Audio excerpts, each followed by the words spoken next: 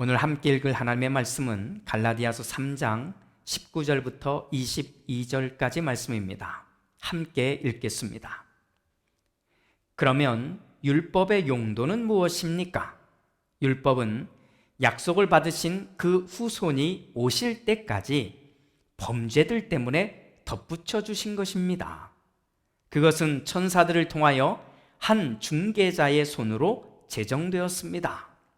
그런데 그 중개자는 한쪽에만 속한 것이 아닙니다. 그러나 하나님은 한 분이십니다. 그렇다면 율법은 하나님의 약속과는 반대되는 것입니까? 그렇지 않습니다. 그 중개자가 준 율법이 생명을 줄 수 있는 것이었다면 의롭게 됨은 분명히 율법에서 생겼을 것입니다. 그러나 성경은 모든 것이 죄 아래에 갇혔다고 말합니다. 그것은 약속하신 것을 예수 그리스도를 믿는 믿음에 근거하여 믿는 사람들에게 주시려고 한 것입니다. 아멘.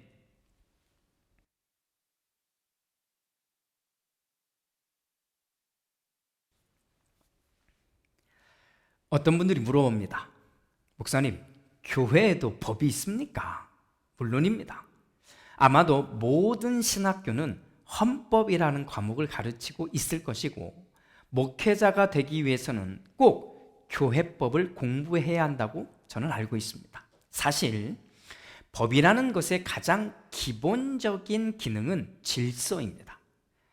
한국의 법원이 있잖아요. 이 법원에는 법원 어린이 홈페이지라는 것이 있습니다. 참 재미나죠? 어린이를 대상으로 이 법에 대한 것을 설명하는 겁니다. 그래서 아마도 법에 관한 설명 중에 가장 쉬운 그런 내용이 담겨져 있는 것 같습니다. 법에 대해서 다음과 같이 그렇게 설명해 줍니다. 사람은 서로 다른 개성을 가진 많은 사람들과 더불어 살아가면서 많은 다툼이 생깁니다. 이때 개인이 억울하게 피해를 보았다고 해서 그 일을 스스로 해결하려고 한다면 힘센 자가 지배하는 무질서한 사회가 되어버립니다. 법이란 사회의 질서를 유지하기 위해서 누구나 반드시 지켜야 할 중요한 사회적인 약속입니다. 이러한 법은 법을 어긴 사람에게 형벌을 가함으로써 사회의 질서를 유지합니다.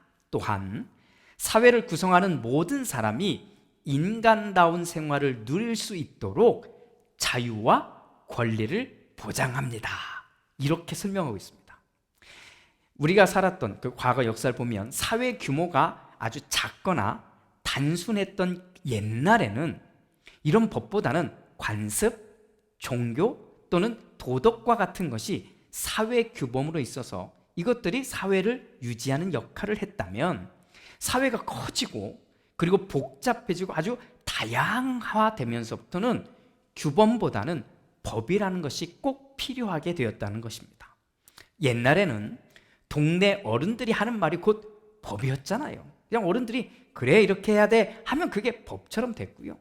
또 교회도 작았을 때는 목사님들의 말이 이 법처럼 느껴지게 했다, 이런 말입니다.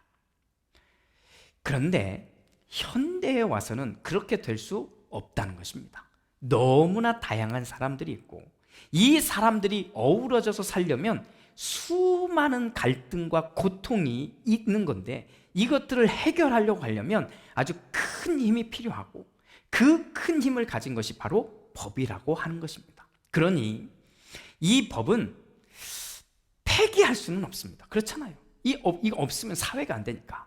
나를 위해서도 필요하고요, 나와 함께하는 사람들을 위해서도, 또 이웃들을 위해서도, 또 나라들을 위해서도 꼭 필요한 것이 법입니다. 그래서 교회도 법이 필요했고 목회자는 그 법을 제대로 잘 알아야 한다는 것입니다. 자, 그런데 이런 법의 진짜 목적은 무엇일까요? 여러분 한번 생각해 보세요. 법이 있는데 이 법의 진짜 목적은 무엇일까요? 또 교회법을 한번 좁혀보면 이렇게 생각해 볼 수 있잖아요. 교회법의 진짜 목적은 무엇일까? 교인들의 잘못된 어떤 사건들이 벌어지면 일일이 사건마다 시시비비를 가려서 다 가려내서 징계하고 벌을 주는 것이 교회법의 진짜 목적일까요? 여러분 그렇게 생각하십니까? 저는 징계하고 처벌하는 것이 교회법의 진짜 목적이라고 보지 않습니다. 그렇기 때문에 교회법은 우리가 교회를 다니면서, 그러니까 신앙생활을 하면서 자주 만나지 않는 것이 사실 좋습니다. 교회나 교인들 사이에 갈등이 일어났습니까? 그러면 최후까지 어떤 갈등을, 문제를 해결하는 데 있어서 법을 먼저 사용하는 것이 아니라 최후까지 꺼내지 않아야 하는 것이 교회법이라고 저는 생각합니다. 오히려 마지막까지 교회와 교인들이 고민해야 하는 것은 법이 아니라 생명입니다. 생명. 교회는, 또 교인들이 모여지는 이 공동체는 처벌을 목적으로 하는 그런 집단이 아닌 겁니다. 오롯이 생명이라고 하는 이 두 글자를 소중하게 지켜내야 하는 것입니다. 한편 유대인들에게 법은 아주 중요했습니다. 그리고 유대인들은 사실 이 법을 모두가 잘 알고 있습니다. 율법이라는 겁니다. 거의 모든 사람들이 다 외우다시피 했던 겁니다. 그래서 이 율법은 곧 유대인들의 삶이었다고 말할 수 있습니다. 자, 그런데 바울이 오늘 이 법에 대해서 아주 중요한 이야기를 꺼내든 겁니다. 자, 바울도 유대인이잖아요. 그런데 예수를 만나고 나서 이 율법에 대한 생각이 비로소 딱 정리가 되어버리는 겁니다. 바울의 주장은 두 가지 포인트를 가지고 있습니다. 자, 첫 번째는 율법의 용도는 무엇인가에 대한 대답입니다. 율법은 어떤 용도인가에 대한 대답인 거죠. 자, 율법은 이스라엘 사람들에게 반드시 필요했다는 것입니다. 자, 이집트를 탈출해서 약속의 땅인 가나안에 들어가서 이스라엘 사람들이 살아야 하는 거잖아요. 이렇게 살아야 할 이스라엘 사람들에게 이 율법은 삶의 기초였고 기준이었고, 그리고 삶의 모양을 만들어주는 틀이었던 겁니다. 그래서 이들은 이 율법을 아주 소중하게 여긴 겁니다. 그런데 바울은 이 율법이 하나님이 약속하신 메시아가 올 때까지만 그 기능을 한다는 것입니다. 아시겠죠? 하나님이 약속하신 메시아가 올 때까지만 그 기능을 한다는 거예요. 율법 자체가 문제가 아니라 율법의 역할이 끝날 시한이 있다는 것입니다. 율법은 악한 것도 아니고 버려야 할 것도 아니라는 말입니다. 오히려 율법은 이스라엘이 하나님을 찾을 수 있도록 계속해서 도와준 바로 그것임을 분명히 말해주고 있습니다. 그래서 바울은 두 번째 주장을 이어갑니다. 자, 율법이 하나님의 약속과, 하나님의 약속이 있으면 율법이 이 하나님의 약속과 정반대가 되는 것인가? 라고 하는 질문의 대답입니다. 바울은 그럴 수 없다고 말합니다. 단, 이 율법은 생명을 줄 수는 없다는 것이고, 이 율법을 완벽하게 지킨다고 해서 의롭게 되는 것은 아니라고 말하는 겁니다. 그러면서 아주 충격적인 선포를 합니다. 성경은 하고 말하는 거죠. 성경은 모든 것이 죄 아래에 갇혀 있다고 말합니다. 이렇게 말하는 거죠. 바울이 왜 이런 말을 했을까요? 자, 하나님은 아브라함과 약속을 했습니다. 아시겠죠? 하나님은 아브라함과 약속했습니다. 아브라함을 통해 하나님의 은혜와 복이 흘러가도록 하겠다는 것이잖아요. 자, 그리고 하나님은 그 약속을 지키시려고 이집트에 묶여 있었던 이스라엘 사람들을 구출해내서 약속하신 그 땅, 가나안 땅에 들어가 살도록 해줍니다. 바로 이때 주신 것이 율법입니다. 그런데 이 율법을 이스라엘 사람들이 생명을 향한 하나님의 마음이 있잖아요. 이 마음에, 하나님의 마음에 맞게 사용한 것이 아니라 이 율법을 가지고 징계하고 처벌하는 도구로 사용한 것입니다. 율법은 하나님이 하신 그 약속들이 이루어질 때까지, 하나님의 약속이 이루어질 때까지 하나님의 마음을 지키고 하나님의 약속을 지키기 위해서 주셨던 건데, 오히려 이 율법을 가지고 사람들을 모두 죄 아래에 갇히게 만들었던 겁니다. 그러니 율법은 그 자체로는 하나도 문제가 될 수 없는 거예요. 오히려 그 율법을 사용하는 사람들이 문제를 만들어 버린 것입니다. 톰 라이트라고 하는 신학자가 있는데, 이 신학자가 이 부분, 바울의 편지의 이 부분에 대해서 다음과 같이 설명해 줬습니다. 저의 이야기, 저의 말투나 내용으로 한번 전달해 봅니다. 자, 지금도 여러분 아세요? 인공위성이라고 하는 것들이 저 하늘 위를 계속 돌고 있습니다. 아시죠? 뭐 우리 눈에는 보이지 않으니 모르겠지만 있다고 합니다. 대단한 과학의 발달이지 않습니까? 자, 지금 저 하늘에 인공위성이 계속 돌고 있는데 몇 개나 될까요? 보니까 14,700개가 넘는답니다. 이것이 지구를 계속 지구 돌면서 같이 돌아가고 있다는 거예요. 자, 그런 인공위성을 이 땅에서 쏘아 올리려고 하면, 자, 본체잖아요. 인공위성 본체를 하늘로 쏘아 올리려고 하면 반드시 로켓이라고 하는 엔진이 있어야 한답니다. 이 로켓이라는 엔진하고 여기에 주입하는 연료가 없이는 이 인공위성을 저 하늘 위로 올려 보낼 수 없는 것입니다. 자, 하지만 이 엔진, 로켓이라고 하는 이 엔진은 어느 지점까지 올라가면 자기 역할이 끝납니다. 그리고 나면 뚝 떨어져서 대부분이 이 땅으로 떨어져 내려옵니다. 그러다가 대기권과 충돌해서 거의 다 불타서 사라진다고 합니다. 자, 여러분, 자, 그렇게 어차피 불타서 사라질 것인데 이 로켓 엔진 필요 없는 것 아닙니까? 이렇게 말하는 사람이 있다면 여러분 동의하시겠습니까? 아마 아무도 그렇게 생각하지 않을 겁니다. 왜냐하면 이게 없으면, 이 엔진이 없으면 아예 올라가지 못하니까요. 본체를 올려보내려면 이 엔진은 반드시 필요합니다. 단지 자기의 역할이 끝나면 역할이 다 했으니까 떨어져 나갈 뿐인 겁니다. 이것이 율법이라고 톰 라이트는 말하는 겁니다. 사랑하는 여러분, 하나님은 아브라함에게 약속합니다. 그 약속은 반드시 지켜야 합니다. 왜냐하면 하나님이 하신 약속이니까 그렇습니다. 그래서 그 약속이 이루어지기까지 꼭 필요한 법을 유대인들에게 주었습니다. 그렇게 주신 율법은 목적이 생명인 거예요. 생명을 목적으로 하는 것이었습니다. 그런데 안타깝게도 유대인들이 이 법을 생명과 약속이라고 하는 목적에 맞게 사용하지 못했을 뿐만 아니라 오히려 사람들을 처벌하고 징계하는 도구로 사용해버린 것입니다. 그래서 바울은 다시 한번 강력하게 주장합니다. 하나님의 약속은 아브라함을 통해 유대인들에게로 흘러가고, 자, 제대로만 갔더라면 유대인들을 통해 하나님의 복이 세상으로 흘러갔을 것입니다. 하지만 유대인들은 이 율법을 징계와 처벌의 도구로 사용해버립니다. 우리가 사는 오늘의 교회 이야기, 우리 신앙생활의 이야기를 하나 해봅니다. 한번 예를 들어보자는 겁니다. 자, 주일 성수 들어보셨죠? 주일 성수, 주일을 지키는 것을 말하는 겁니다. 주일에는 예배하고 주일에는 교회를 가야 하는 것입니다. 이것은 교회가 법과 같이 지키고 있는 것입니다. 저는 주일 성수라는 교회의 규칙 또는 교회의 법, 이걸 소중하게 생각합니다. 왜냐하면 주일 성수는 법이라고 말하기 이전에 주일을 지키는 거잖아요. 왜 주일을 지켜야 하는지 그 목적이, 그 의미가 훨씬 더 중요하기 때문입니다.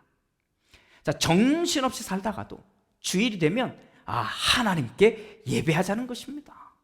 그래야 내 영이 비로소 숨을 쉴 수 있고 적어도 1시간만큼은 내가 하나님의 마음과 하나님의 생각을 품을 수 있는 기회가 생기기 때문입니다. 그러니 주일 성수는 주일에 하나님께 예배하는 것, 주일 성수는 주님 주일에 하나님께 예배하는 것은 곧 나에게 생명의 문제가 되기 때문입니다. 그런데 오늘날 우리는 어떻습니까? 생명의 문제로 주일 성수를 이야기하는 것이 아니라 주일을 지키는 것이 법처럼 느껴지게 되었다는 겁니다. 법. 지키지 않으면, 교회를 빠지면 큰 죄를 짓고 있는 것처럼 된 것입니다. 이렇게 되면 처벌을 하는 법이 된 것이잖아요. 안 하면 처벌하는 거잖아요.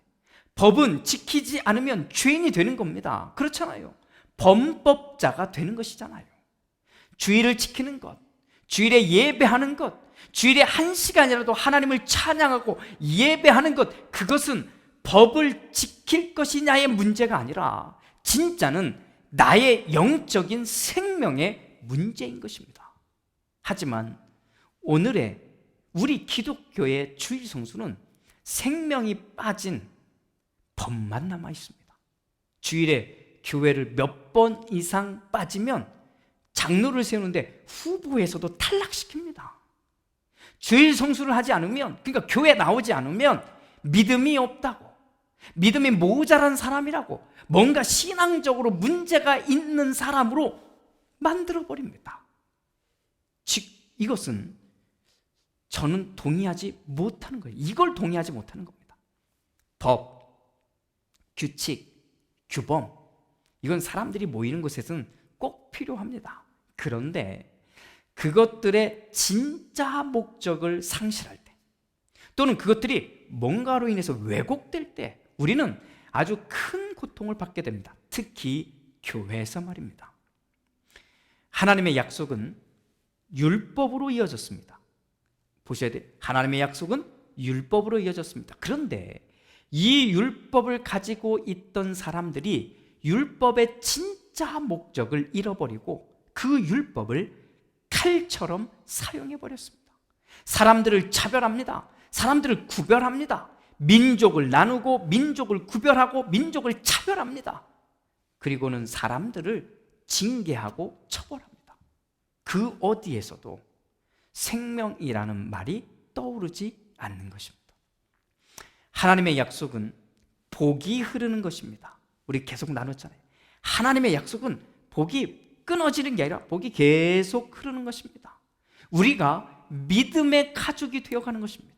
하나님의 은혜와 하나님의 복으로 이 땅을 살아가는 것입니다.